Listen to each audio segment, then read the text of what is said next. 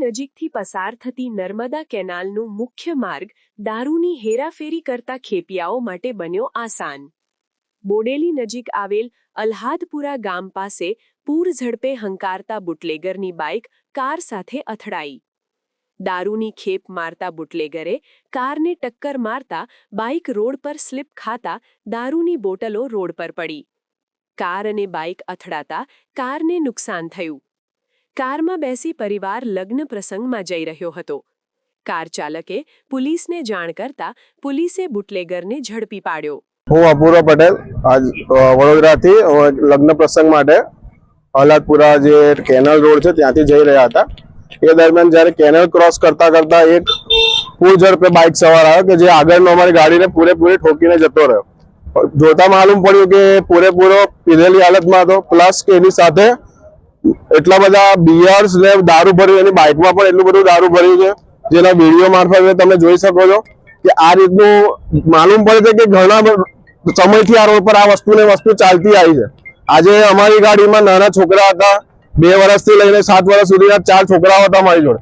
એના કારણે કે બધા જ નાના છોકરાઓ પણ એટલા ડરી ગયા હતા અને એ એવી હાલતમાં છે કે એને જ ખબર નથી કે એને શું કર્યું છે। ઉલટાનો અમને કહે છે કે તમારી સ્પીડ હતી, જેમ કે તમે જોશો તો કે આગળ સ્પીડ બ્રેકર બાદ તરત જ ગાડી મારેમાં ઠોકાઈ છે। એટલે આનું સખ્ત પોલીસે બી પગલાં લેવા જોઈએ અને જ્યાં સુધી જ્યાંથી માલ લાવે છે, કોને વેચે છે, બધું એક પ્રોપર સિસ્ટમમાં એ લોકો બધા પકડાઈને જે ધંધા ચાલે છે એ બંધ થાય કે જેથી બીજી કોઈ ફેમિલીને તકલીફ ના થાય। એવી મારી દરેકને પોલીસને ખાસ વિનંતી છે। Thank you. અને આ માટે કે પ્રોપર અમને ન્યાય મળે એ માટે અમે દરખાસ્ત કરીએ છીએ। મારું નામ ઉર્વશી પટેલ છે। અમે વડોદરાના નિવાસી છે અને અહીંયા કોસિંદ્રા મુકામે લગ્ન પ્રસંગ માટે જઈ રહ્યા હતા। ગાડીમાં હું, અમારા હસબન્ડ હતા અને છોકરાઓ હતા અને અમે વડોદરાથી કોસિંદ્રા તરફ જઈ રહ્યા હતા લગ્ન પ્રસંગમાં।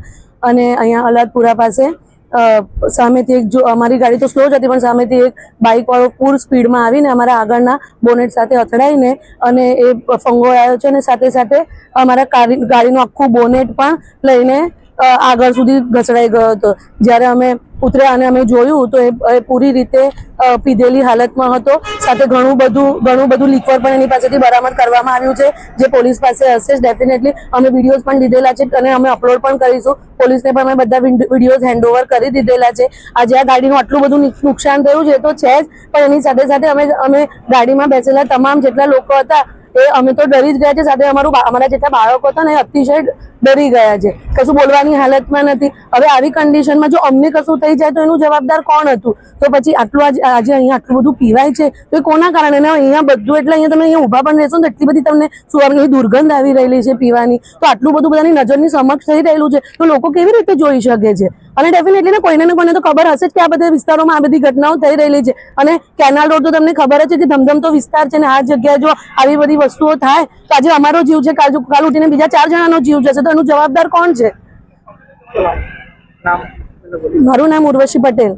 સમાચારની અવનવી અપડેટ જોતા રહો નિખરતા ગુજરાત ન્યૂઝ સાથે। નિખરતા ગુજરાત ન્યૂઝને લાઇક, શેર, સબસ્ક્રાઇબ કરો અને બેલ આઇકન દબાવીને સમાચારની ઝડપી માહિતી મેળવો।